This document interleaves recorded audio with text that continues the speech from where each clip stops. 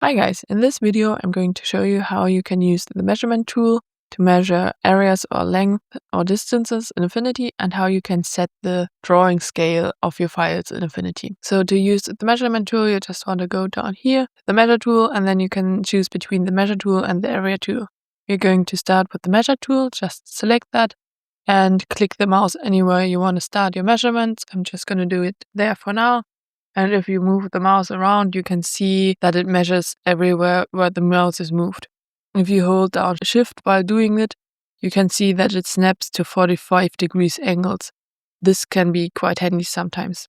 Another way to achieve something similar is if you press down the arrow keys. If you press down the left or right arrow keys, you can see that it only measures a horizontal line. And also if you move too far above or below the measurement, a dashed line appears so that you can measure distances in relation to some other objects.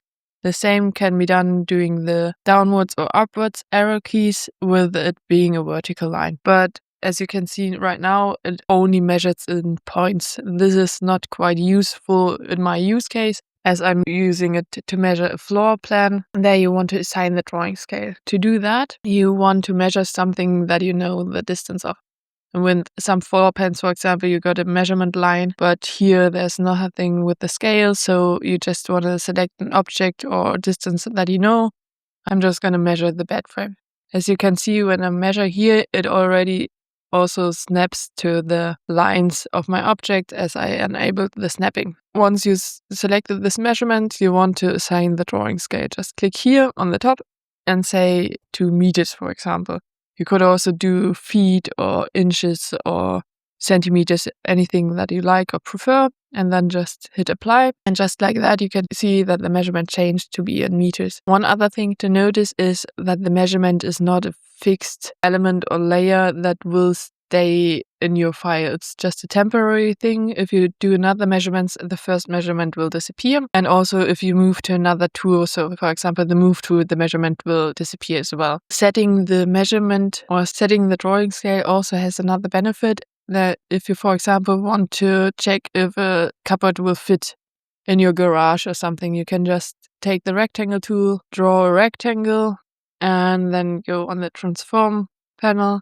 And here you can see the width and height. You can just set them to be the dimensions of your cupboard. And then you can just simply move it around and have it in the right scale to see if it would fit in a specific area. That's quite handy in my opinion. To use the area measurement tool, you first have to select the lines that you want to measure. This file is not the greatest, but it still works. Then you want to click down here and on the area tool. You can see right away everything got selected as it is red, and here you can also see the area that got measured in the perimeter. We don't want to have everything selected, so just click on escape.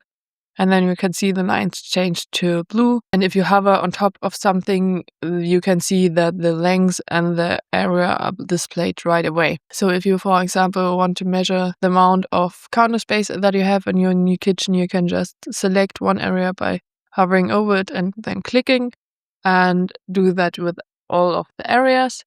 You can see that then all those areas got added. So you have one complete area.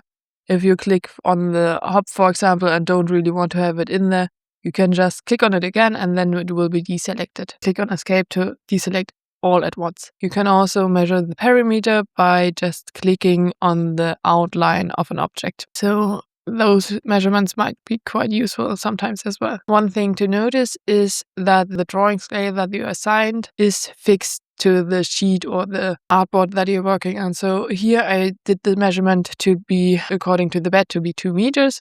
And if I move into another file and click somewhere here, you can see that the drawing scale is on 1:1. You can just assign this drawing scale the same way we did before. So you can't just only measure in files with SVGs or vector files or curves. Can measure on pictures as well and set a drawing scale there as well. So just select something where you know the measurement of, assign the drawing scale, say it's, for example, 10 centimeters in this case, and then the drawing scale of this artboard will be fixed to be according to those 10 centimeters. So that's quite nice that it has different drawing scales for different pages or different artboards. One thing that I don't really know the solution of, or I find a bit annoying, but it's not a huge problem, is that if you, for example, want to assign a drawer in your workspace and you want to have the outline of the hammer and so on, you can just copy this and then paste it on a page with the outline of your drawer, but the size will be according to the document setup. So it will be according to those 504 points in height and 178 points in width, and this will be the same exact as here. When you change or when you activate this use current drawing scale, it will be changed to centimeters here and here as well, because I set the drawing scale to centimeters as well, but the centimeters or the object won't be changed to fit the centimeters. So you will have to go to the original artboard,